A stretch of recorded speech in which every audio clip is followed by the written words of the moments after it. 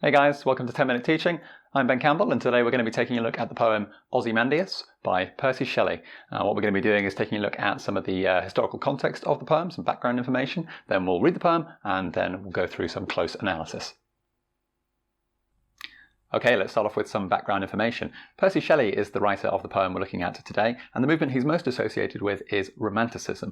This was a movement towards the end of the 18th and in the first half of the 19th century, and some famous poets associated with Romanticism would include Samuel Taylor Coleridge, William Wordsworth, and some poets that Percy Shelley knew personally, such as Lord Byron. Today, Romanticism is probably most associated with those poets' love of nature. But another key element of the Romantic movement was the expression of individuality. And it's really that element of Romanticism that Shelley was most interested in. He was a very radical thinker and a very radical politician. He held some rather extreme, for his time, views on religion and politics. And one of the things that he really hated was the idea of tyranny. He hated monarchies that would suppress the individualism of its citizens, and that's one of the things that the poem we'll read today, Ozymandias, tries to deal with. His life was about as dramatic and radical as his beliefs as well. His first wife, who he was unhappily married to, was found drowned in Hyde Park under somewhat mysterious circumstances, and Shelley very quickly was remarried to a woman called Mary Godwin. Mary Shelley, who she later became known as, you may know as the writer of Frankenstein, a very famous novel as well. And his death was also somewhat wrapped in mystery. He died just before he was 30 in a boating accident. It's not really clear what happened to him, and there's a lot of sort of mystery that has evolved around his death and his life. So he's a very interesting character, and one whose life really reflects the radical poetry that he was trying to write as well. Specifically, this poem we'll take a look at today, Ozymandias, is one of his most famous. Now, the name might seem strange. That's because it is a Greek name for an Egyptian ruler. Is it a Greek name of the Egyptian pharaoh Ramesses II? And that might already give you a little bit of a hint about what we're going to be seeing in this poem and how it might relate to some of these radical political ideas that Shelley had. So, that's enough for the background information. Let's have a read of the poem and see what we think. Okay, guys, let's read the poem. Here's Ozymandias by Percy Shelley. I met a traveller from an antique land who said, "Two vast and trunkless legs of stone stand in the desert. Near them, on the sand, half sunk a shattered visage lies, whose frown and wrinkled lip and sneer of cold command tell that its sculptor well those passions read which yet survive, stamped on these lifeless things. The hand that mocked them, and the heart that fed.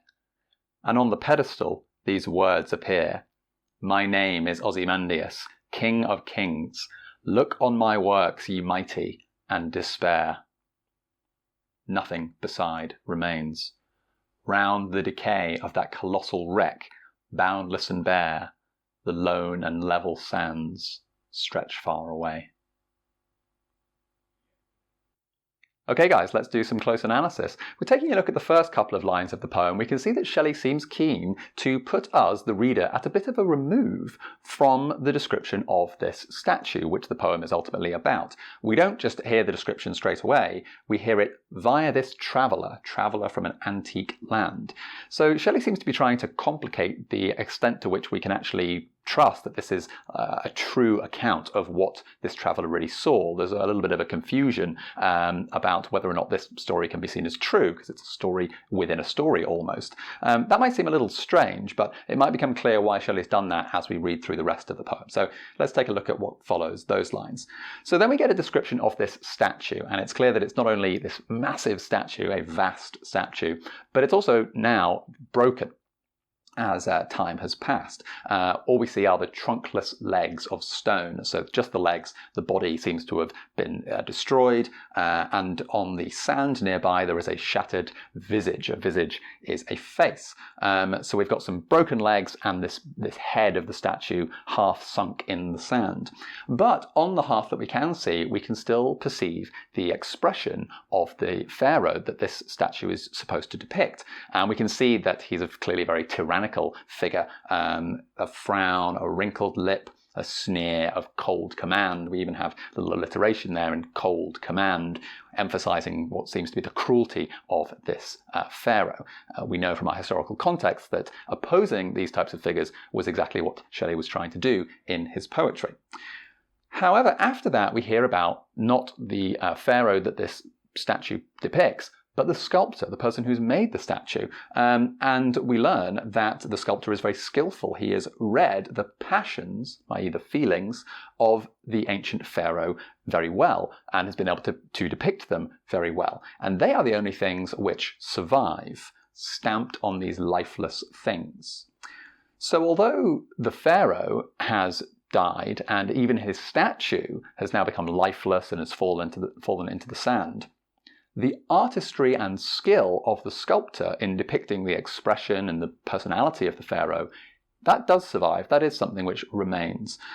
We then learn about the hand that mocked them and the heart that fed. And this might be a bit confusing. We might wonder if the hand is just another part of the statue.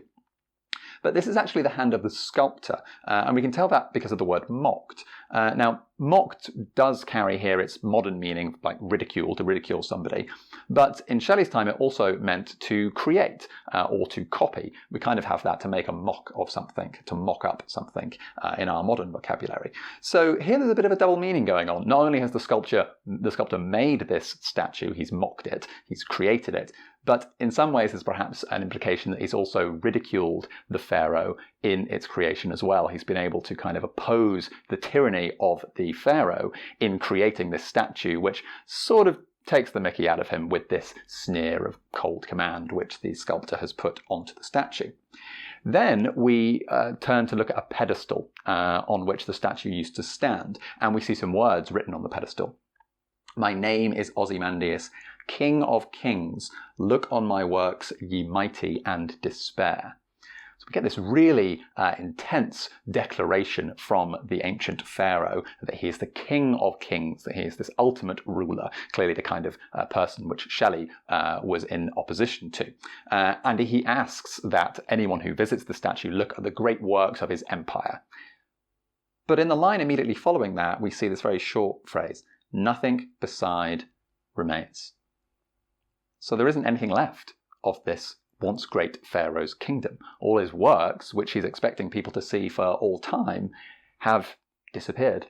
They have just sunk into the sand, much like this statue, which will soon disappear as well. And the rest of the lines really emphasize that sense that there is nothing left here of this once great kingdom.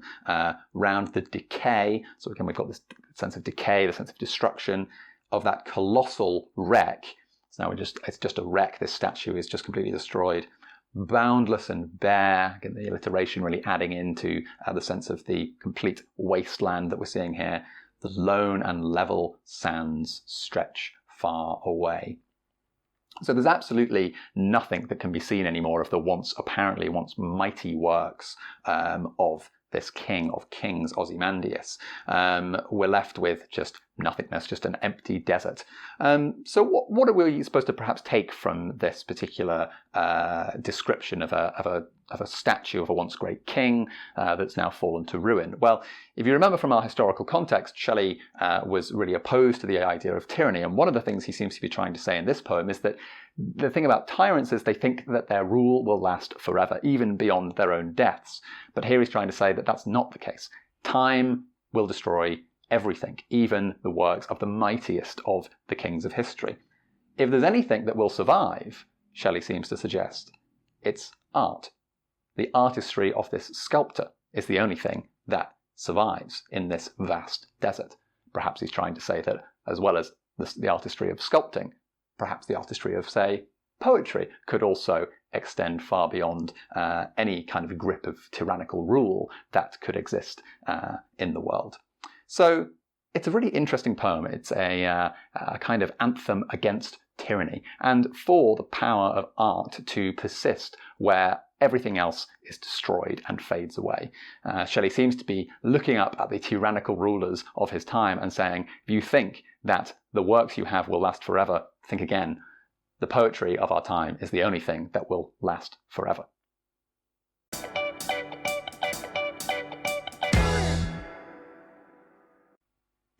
Okay guys, that was Ozymandias by Percy Shelley. Hope that was helpful to you. If you did find that video useful, then please don't forget to like and subscribe. Check out some of the other videos on the channel. And if you have more things that you would like me to teach you in 10 minutes, then don't forget to leave them in the comments section below. Thanks guys, and I'll see you next time.